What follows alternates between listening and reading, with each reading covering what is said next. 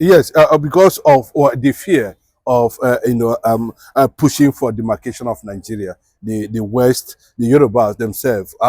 Well, initially, you know that one of their progenitors, or one of the renowned Yoruba man. I'm talking about Awolowo himself. You know, Bafemi Awolowo never wanted anything to do with the Northerners from the beginning. You know, but out of ego, I think Azikiwe wanted to be a nationalist. He was looking at it from that national aspect of it, because of different orientation and philosophy they shared in their respective years of orientation. You know, so it added to a clash. You know, seriously, that the North has to be given time for them to prepare. I'm not sure. Awolowo never wanted to be the North getting involved. You know, even though later he now switched over to the Northern ideology at the end of the day. But from that perspective, you saw a man who actually focused on the development on Southwest selflessly, in terms of education, in terms of everything, in terms of coordination.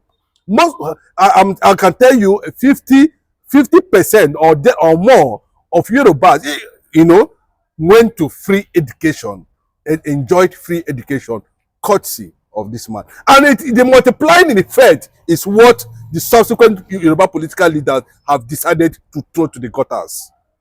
Instead of building on that foundation, having seen that the productivity of that single decision of Awolowo produced a lot of knowledge, produced a lot of more power, produced a lot of innovation, inventions. People were able to diversify as a result of what our single legacy. But subsequently, we are seeing that even if you go and look at it now, you can see that the Yoruba state currently now, the Yoruba region or zone currently now, cannot be able to find themselves coming up with first position in internal exams like WAEC or GCE or whatever, the SSC and thereabout. It's gradually eluding them as a result of the kind of politics they are playing now, trying to embrace northernization politically, all in the game of assuming political position in Nigeria. So the North understands that, the North feel very comfortable anytime they want to play a very dangerous, smart political move against the South. They know what to do based on what they have successfully introduced or impacted in the Southwest. They see it as a factor of conquest. That is the truth. They see it, as a step taken in advancement. Then look at the number of Fulanis who are educated, in the North. Are they actually coming out to say, what this, the concept of jihadists, the Fulani herdsmen, the nomads, have they actually come out to condemn it? These are the foot soldiers, where those ones are there who are acquiring resources and political willpower, to continue to move those things on ground, and still come out and pretend that they tell you there's insecurity. We understand these things. That's the real fact. You understand? But unfortunately, the South is being weakened by this embrace of some of the political actors in the West. They're talking about Bola Ahmed Tinubu. You can see the kind of thing that's happening. You can see how extreme Buhari himself was during his administration. He never smiled to anything that has to do. He made it very clearly. So it will be a very heavy thing that when they succeeded in synergizing the entire political atmosphere in the South, the next step will be targeting the eastern part of the country, and of course there will be massive resistance to that, and that will attract United Nations attention at the end of the day. We don't want what happened in 1967, where the Yorubas were actually sitting on the fence during the Nigerian Biafra War, or possibly taking side with the Nigerian army, to repeat itself, because it is not going to be as usual, considering the fact that the exposure so far, so to say. But the fact is still remains that Professor Banji, if I can remember, Akintoye, I respect him a lot. I respect also Pa Ayo Adebanjo, my man. A man with a brother heart, a man who understands the game, a man who knows what is actually happening. If these things are not being achieved and these great men are able to, advance to the next level, it will be very, very unfortunate for us to see another figure. That was why, you see, most of these guys, they sit down and think ahead. Why do we have sudden demise of, Yinko Dumaki, who knew, who served, who was PA to Buhari for many years, and later discovered, that he was actually pioneering a certain thing that looks as if it is a normal thing. We should accept it. It's one Nigeria. It's working. We are doing that. At the end of the day, this thing has been there over 104 years. And the British understand that for them to have done this against the colonial masters, I use this as a punishment. They knew. And that was why they said after 100 years, everybody should go their separate ways. So the British government, the colonial masters, knew very well that Nigeria is likely to go their separate ways, when things begin to evolve over time. That's why you see, they have been elected. Sunday went there and still alert them that what you planted has actually not germinated, and is producing somebody like me. Let me tell you, the Christian world atmosphere is a factor also that need to be protected. Yes, because the Yorubas must understand that very well, and they must look at it deeply. That it's not about infiltration, or the name of this thing. One, if you look at it very well, is the North themselves are not as sophisticated as the Southwest. They are not. But they are losing that sophistication as a result of, embracing some level of, acquiring power through the backyard, introduce all manner of philosophy and reasoning, all manner of something to, dehumanize you, all manner of something to, radicalize and even make you baseless at the end of the day. It should be rejected, and that's why when people, the big cerebrals, think tanks of the Western Nigeria, and when they look at it very well, they say no. Like the Professor Banja, Professor Banja cannot see, understand what is happening. We don't understand what is revolving. Look at Gani Adams. Look at Fela and Nicola Mokuti, who have already foreseen. You understand? These things happening. So Tinubu should be understand very well, because not to push, because how did the conquest come? It came through politics. It comes through politics. One, it comes through conquest, army, war. Two, it comes through famine, hunger, submission.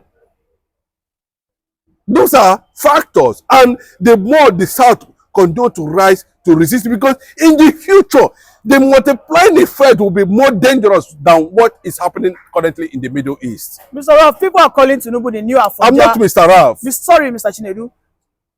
People are calling Tinubu the current Afoja, all because of his selfish interests, might be ready to sell out his people. Because I think every Yoruba person wants a Western world, wants a regional government. But because Tinubu wants to retain power, he is still dancing to the tune of the North.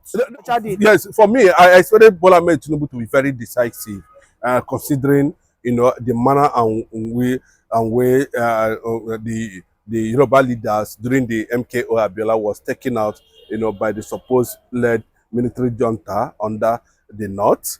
I expected him to be very decisive. The North has benefited more than any region in this country, and they do not contribute anything. You should give them necessity. Let them go and start thinking of how to reinvent themselves. He's afraid. Yeah, even the same thing is what I'm looking at. The same thing that happened to Jonathan. All these guys, they get there, they become walking stick overnight. It surprises me. Could this be the reason why the Igbos have not attained that? No, no, you see, because you see, the gang up is going to be what is happening now. It has always been two against one, you know, and the strong strength there is just that, you know, became as a result of sympathy for the Igbos, as a result of a clear cloud injustice. People are saying this is not correct. That gave Obi that leverage. That's just the truth. That sentiment. See, these guys, they are also, and of course, the IPOB factor, because an average Northerner does not want anything that would drag his oil well in the Biafran land to anybody. And they knew very well that they know how to navigate the Yoruba community, the region, you know, to be able to, you know, extend and grip whatever that is happening there.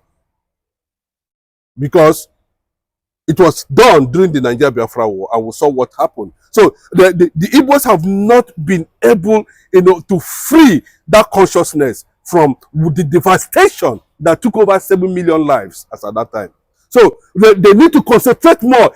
See, I love what Erofai said some time ago. He said, nobody should think that Igbos does not know how to play politics. That's what he said. You know, that looking at them, they are busy building capacity. They don't want to know how much, they don't know what is happening in the crude oil sector. They don't know. All this thing is left between Yoruba and the side. They don't care. But they are building. That a time will come that when you see the anger is already bottled up. That is the truth. They don't pretend as if they don't know what is happening in the politics. They are looting. No, continue. That's why I wanted.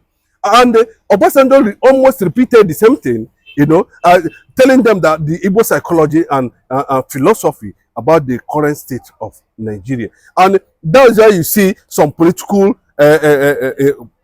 parties now, you know, some Northerners trying to see how they can come build a strong, you know, collabo, you know, to be able to see how they are going to muzzle the Jagaban 2027. But Jagaban is already, you know, planting a lot of, you know, time bomb around him, so that nobody could able to. Maybe he might get to that level that where he want to, you know, exhibit the real reason why he wanted to be president. And until that, we'll keep on looking at. Well, before I let you go, could one of that time bomb be the Nnamdi Kanu? Because some people are saying that Nnamdi Kanu is a not checker, whereby the Northerners, maybe when they over-threaten him, he might just release Nnamdi Kanu. Of course. No. I'm telling you, like, one of them was expressing the revelation that surrounded Sunday Igboho's blistering movement to the UK down streets. You know, the Northerners were saying that, you know, that it's like Tinubu want to squeeze them now, because, you know, he puts Oduduwa Republic on the table, he puts Biafra on the table, and they ask you to vote for me, and if you refuse, he'll crash it. What a strategy. So they are very cautious now, but their next move, they're calculating, you know, that you can see that Igbos are not joining the military, they're not partaking in anything that has to do with Nigeria. Everybody is distancing themselves. It's a signal. Embassies have created, you know, a process, and they are preparing for possible disintegration of Nigeria. They are creating two portfolios now in most embassies in the country. We have the southern portfolio, and we have the northern portfolio. All these things, you might be having some intelligence report about Nigeria. So Tinubu also might know that, see, if you come to that level now, because their plan is to take it to the back door again, back to the north. And Tinubu has what it takes to resist by putting these options, but letting these dogs to bark for reality and for freedom. Thank you very much for that beautiful piece, Mazi Onyeze Chinedu. Thank you very much.